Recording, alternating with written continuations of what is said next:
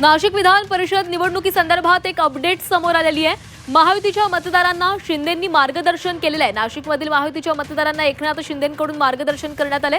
भिवंडीतील रिसॉर्टवर एकनाथ शिंदे पोहोचलेले आहेत। सकाळी 6 वाजल्यापासून महायुतीच्या मतदारांना रिसॉर्टमध्ये ताटकळत ठेवण्यात आलेलं होतं। महायुतीच्या मतदारांना बसमध्ये बसल्यानंतर मार्गदर्शन करण्यात आलेलं आहे आणि त्यानंतर त्यांना पुन्हा खाली उतरवण्यात आलं।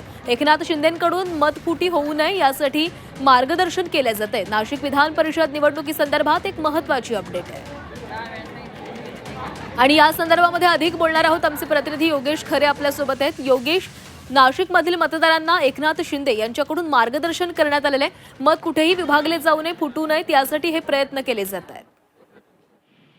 एकूणच जर आपण नाशिक विधान परिषदेतली परिस्थिती बघितली तर मतपत्रिकेवर अजूनही 3 नावं आहेत, ज्यामध्ये प्रसाद हिरे, गोकुळ गीते आणि महायुतीचे उमेदवार नरेंद्र दराडे या तिघांची नावं या ठिकाणी आहेत। त्यामुळे यात गोंधळ होऊ शकतो। या दृष्टिकोनातून सातत्यानं निवडणूक आयोगाने सुद्धा कशा पद्धतीनं मतदान करावं हे सांगितलं होतं।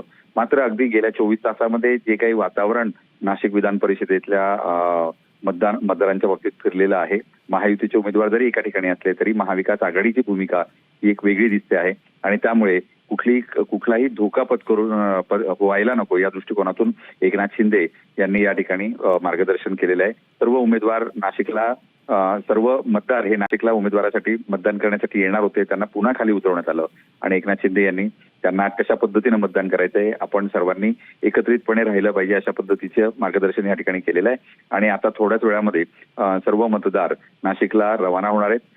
महायुतीचे उमेदवार जे आहेत नरेंद्र दराडे हे विजयी व्हावे यासाठीचे कसोशीने प्रयत्न महायुती आणि शिंदेसेना करताना दिसते। नक्कीच योगेश, तर अगदी शेवटच्या क्षणी हे मार्गदर्शन केले जाते। मतमोजणी मतदान प्रक्रिया सुरू झालेली आणि त्या क्षणी हे मार्गदर्शन। धन्यवाद तुम्ही दिलेल्या माहितीसाठी।